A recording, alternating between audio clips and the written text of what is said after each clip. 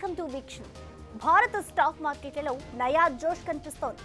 విరుగుట పెరుగుట కొరకే అన్నట్లుగా గత కొన్ని రోజులుగా పడుతూ వస్తున్న స్టాక్స్ నెమ్మదిగా కోలుకుంటున్నాయి. కొత్త ఉత్సాహంతో కనిపిస్తున్నాయి. నిజానికి ప్రపంచ దేశాల మార్కెట్లు ఇంకా ట్రంప్ టారిఫ్ ఎఫెక్ట్తో ఇబ్బందులు ఎదుర్కొంటుంటే మన మార్కెట్లలో మాత్రం కాన్ఫిడెన్స్ పెరిగింది. దేశీయ మార్కెట్లు ఎందుకు కోలుకున్నాయి? మిగతా దేశాలతో పోలిస్తే మన దగ్గర పాజిటివ్ ట్రెండ్ ఎలా ఉంది? ఇక మార్కెట్లకు మంచి రోజులు వచ్చినట్లేనా?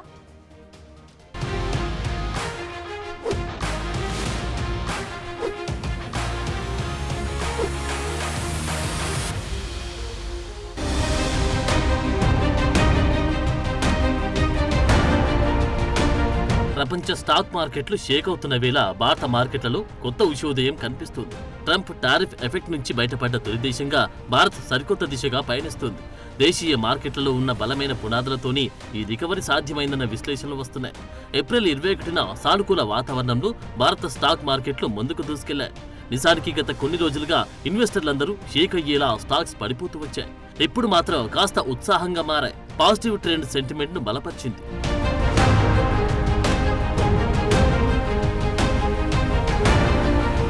నిజానికి ఇంటర్నేషనల్ స్టాక్ మార్కెట్స్ ఒడిదుడుకుల్లో ఉన్నప్పటికీ భారత స్టాక్స్ మాత్రం తాజా ట్రేడింగ్లు కొత్త ఉత్సాహం దిశగా ముందుకెళ్లాయి. సోమవారం ఉదయం బలమైన లాభాలతో దూసుకెళ్లాయి. బ్యాంకింగ్ సెక్టార్, సెన్సెక్స్, నిఫ్టీ సూచీలు మంచి రిజల్ట్స్ రాబట్టాయి. బీఎస్ఈ సెన్సెక్స్ 600 పాయింట్లకు పైగా పెరిగి 79,905 స్థాయి వద్ద ట్రేడ్ అయింది. ఎన్ఎస్ఈ నిఫ్టీ 50 సూచీ 190 పాయింట్ల లాభంతో 24,050 స్థాయిని తాకింది. దాంతో 24,000 మైల్ స్టోన్ ను మళ్లీ చేరుకుంటున్నట్లయింది. హెచ్డిఎఫ్సి బ్యాంక్, ఐసిఐసిఐ బ్యాంక్ షేర్లు ఈ ర్యాలీకి మెయిన్ బూస్టప్ ఇచ్చాయి. బ్యాంక్ నిఫ్టీ సూచీ 52,350 వద్ద రికార్డు గరిష్ట స్థాయికి చేరింది. ఈ రెండు బ్యాంకింగ్ దిగ్గజాలు బ్యాంక్ నిఫ్టీ రికార్డు స్థాయికి చేరడంలో కీలక పాత్ర పోషించాయి.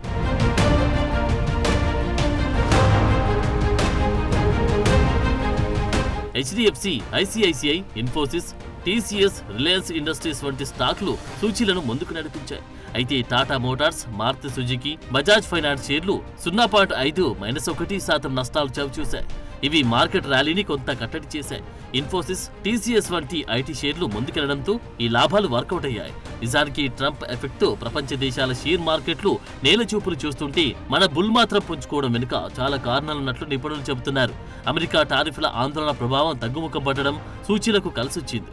అటు కంపెనీల సానుకూల క్వార్టర్లీ రిజల్ట్స్ దిగ్గజ రంగాలు కొనుగోలు మార్కెట్లను ముందుకు తీసుకెళ్లాయి. ప్రధాన బ్యాంకింగ్ రంగ షేర్లు రాణించడం బ్యాంక్ నిఫ్టీ ఆల్ టైమ్ గరిష్టానికి చేరింది.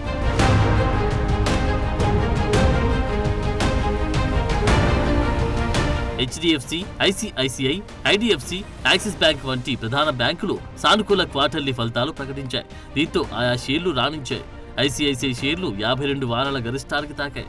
దీంతో బ్యాంక్ నిఫ్టీ సూచీ 55,200 వద్ద సరికొత్త రికార్డు చేరింది. ఇది బ్యాంకింగ్ షేర్లపై పెట్టుబడుల ఆసక్తిని పెంచింది.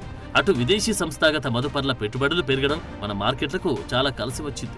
గత వారం విదేశీ పోర్ట్ఫోలియో ఇన్వెస్టర్లు 8,472 కోట్ల పెట్టుబడులు పెట్టారు. భారత్, అమెరికా మధ్య త్వరలోని ద్వైపాక్షిక వాణిజ్య ఒప్పందం కుదిరే అవకాశమున్నట్లు ప్రచారం ఊపందుకోవడం ఇన్వెస్టర్ల సెంటిమెంట్ ను బలపరిచాయి. ఏప్రిల్ 23 నుంచి భారత్, అమెరికా దేశాల మధ్య వాణిజ్య ఒప్పందంపై చర్చలు జరగనున్నాయి. సో ఈ పాజిటివ్ ట్రెండ్ కంటిన్యూ అయ్యే ఛాన్స్ ఉంది.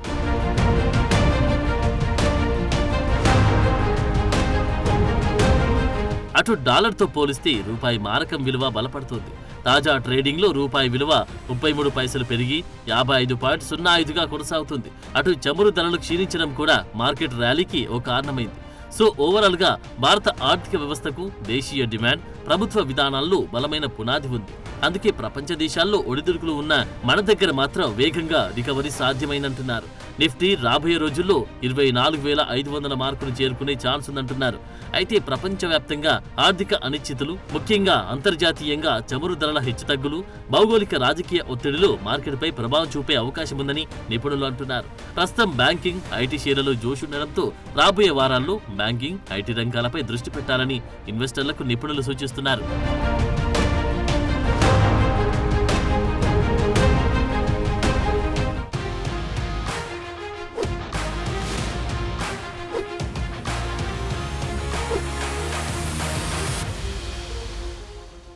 ప్రశాంతంగా ఉన్న స్టాక్ మార్కెట్లలో ట్రంప్ రెసిప్రోకల్ టారిఫ్స్ తో మంట పెట్టారు.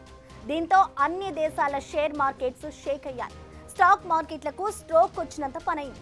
ఇంతకీ భారతీయ స్టాక్ మార్కెట్లు ఇంత త్వరగా రికవరీ అవ్వడానికి ప్రధాన కారణాలు ఏం పనిచేశాయి? ఇలాంటి వ్యూహాలు స్టాక్ మార్కెట్లను గట్టెక్కించాయి. ఇంటర్నేషనల్ మార్కెట్స్ కోలుకోవడానికి ఇంకా టైం పడుతుందా? ఏం జరగబోతోంది?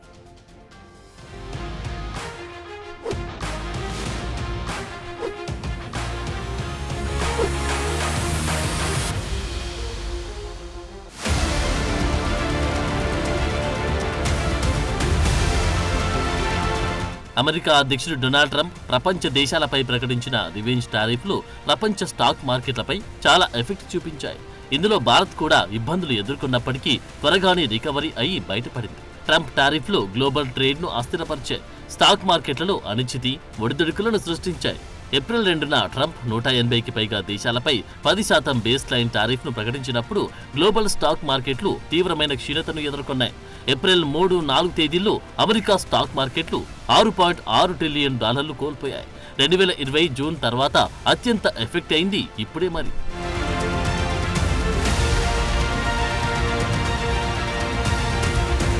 అటు ఆసియా మార్కెట్లు కూడా షేక్ అయ్యాయి. జపాన్ నిక్కీ సూచీ ఏప్రిల్ 7న 8% పడిపోయింది. సౌత్ కొరియాలో కొస్పే సూచీ 1 నుంచి 2% నష్టాలు చవిచూసింది. వియత్నాంలో ప్రధాన స్టాక్ సూచీ 7% పడిపోయింది. ఎందుకంటే 46% టారిఫ్లు దాని తయారీ రంగాన్ని బాగా దెబ్బతీశాయి. హాంకాంగ్ లో హ్యాంగ్ సూచీ 16% పడిపోయింది. అటు యూరోపియన్ మార్కెట్లు కూడా ప్రభావితమయ్యాయి. యూరప్ స్టాక్ సూచీ 4.5% పడిపోయింది. జర్మనీ DAX సూచీ చాలా దెబ్బతిన్నది. లండన్లో FTSE సూచీ 4.4% నష్టపోయింది. ఈ నష్టాలు 20% టారిఫ్లు, స్టీల్, అల్యూమినియం, కార్లపై అదనపు ఆంక్షలతో సంభవించాయి.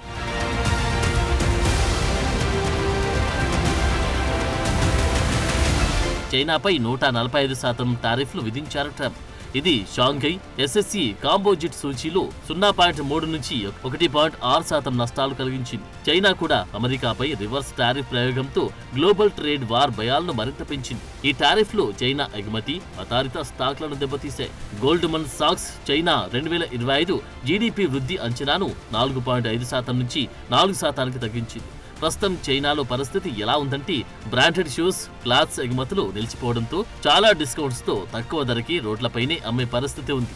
అదే సమయంలో చైనా ప్రాడక్ట్లను డంప్ చేసుకునేందుకు భారత్ అంగీకరించలేదు. దీంతో చైనాకు షాక్ తప్పలేదు. ఎందుకంటే చైనీస్ ప్రాడక్ట్లను డంప్ చేసుకుని ఆయా దేశాల్లో లోకల్ మార్కెట్లపై తీవ్రమైన ఒత్తిడి పెరిగి చేతులెత్తేసి ప్రమాదం ఉంటుంది. మన స్టాక్స్ పుంజుకోవడానికి చైనా ప్రాడక్ట్ల డంప్లను అనుమతించకపోవడం కూడా ఒక కారణం.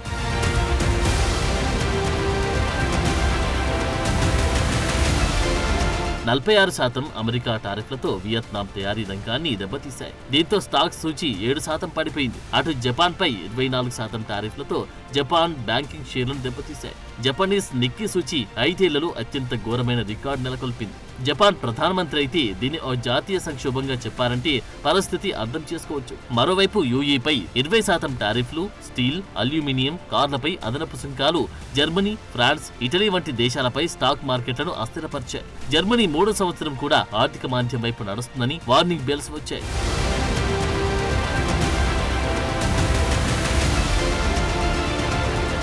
ట్రేడ్ వార్ భయాలు, టారిఫ్లు గ్లోబల్ సప్లై చైన్ను అస్థిరపరిచాయి. దీంతో అమెరికన్ కంపెనీలు నైక్, యాపిల్ వంటివి కూడా నష్టాలు చవిచూశాయి.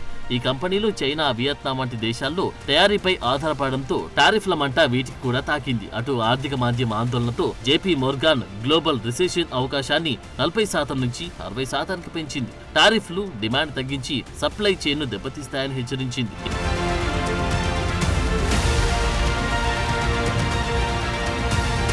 ఏప్రిల్ 9న ప్రపంచ దేశాలకు ట్రంప్ ఓ రిలీఫ్ ఇచ్చారు. చైనా తప్ప చాలా దేశాలపై టారిఫ్లను 90 రోజుల పాటు ఆపుతున్నట్లు ప్రకటించారు. దీనివల్ల స్టాక్ మార్కెట్లలో ఇలా టెంపరరీ రిలీఫ్ కు కారణమైందంటున్నారు. అయితే అమెరికా, చైనా టారిఫ్ వార్తో కథ అక్కడితో ఆగలేదు. అమెరికన్ స్టాక్స్, అటు చైనీస్ స్టాక్స్ రెండూ ఎఫెక్ట్ అయ్యాయి.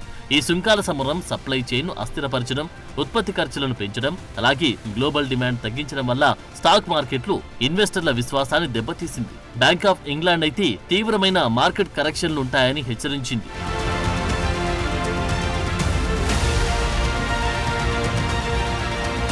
దేశాల మధ్య ఈ అనిశ్చితితో పెట్టుబడిదారులు సహజంగానే సేఫ్టీ ఎక్కువ ఉన్న చోటికి మళ్లారు. వాటిపైనే పెట్టుబడులు పెట్టారు.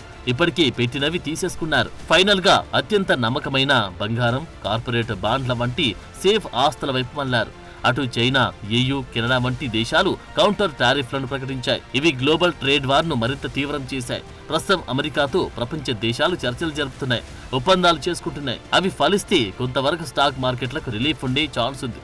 చైనా, వియత్నాం, జపాన్, దక్షిణ కొరియా మార్కెట్లు అధిక టారిఫ్లతో ఎగుమతి ఆధారిత రంగాల్లో నష్టాలను ఎదుర్కొన్నాయి. జర్మనీ, ఫ్రాన్స్, UK వంటి దేశాలు ఆటోమేటివ్, స్టీల్ రంగాల్లో నష్టాలు ఎదుర్కొన్నాయి. అయితే EU ట్రేడ్ డీల్ చర్చల ద్వారా నష్టాలు తగ్గించుకునే ప్రయత్నంలో ఉంది.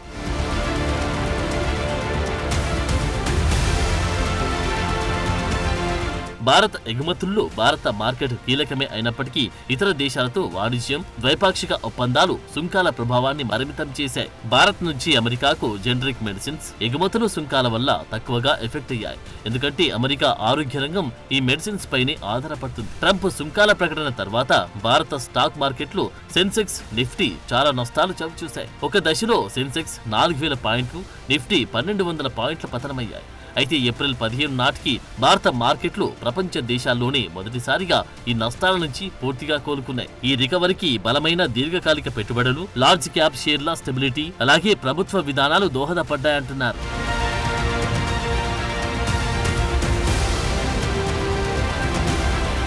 ట్రంప్ కౌంటర్ టారిఫ్ వేయగానే భారతదేశం ప్రతీకార చర్యలకు పోకుండా అమెరికాతో చర్చల ద్వారా పరిష్కారం కోసం ప్రయత్నించింది. భారత విదేశాంగ మంత్రి ఎస్ జయశంకర్ అమెరికా విదేశాంగ మంత్రి మార్కో రుబియోతో ద్వైపాక్షిక వాణిజ్య ఒప్పందాలపై చర్చలు జరిపారు. ట్రంప్ సుంకాల తగ్గింపు కోసం చర్చల అవకాశాన్ని ఫాలో అవడం భారత్ కు కలిసి వచ్చింది. ఇలా స్టాక్ మార్కెట్లు తేరుకునేందుకు అవకాశం దొరికినట్లయింది. అటు చైనా వస్తువులు భారత మార్కెట్లోకి డంప్ చేయకుండా నియంత్రించి స్థానిక పరిశ్రమలకు రక్షణ ఇచ్చింది. ఇది కూడా మార్కెట్లకు కలిసి వచ్చింది. భారత్ వ్యూహాత్మక చర్యలు, బలమైన దేశీయ మార్కెట్, అమెరికాతో చర్చల ద్వారా సుంకాల తగ్గింపు అవకాశాలు మార్కెట్ను తిరిగి బలోపేతం చేశాయి.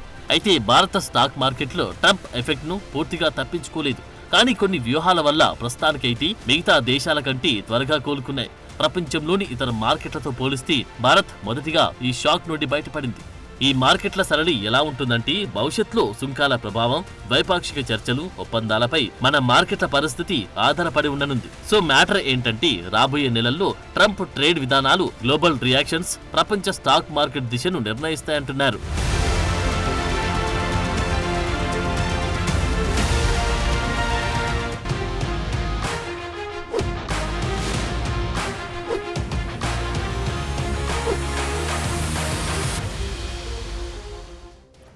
ఉపాయం ఉంటే ఏదైనా సాధ్యమే. ఇప్పుడు కావాల్సింది ప్రతీకార చర్యలు కాదు, పగడ్బందీ చర్యలు. అందుకే వ్యూహాత్మకంగా వ్యవహరించిన భారత్ టారిఫ్ బాంబ్ నుంచి బయటకొస్తోంది. స్టాక్ మార్కెట్లకు రిలీఫ్ గా మారుతోంది. For more videos like this, subscribe Big TV channel.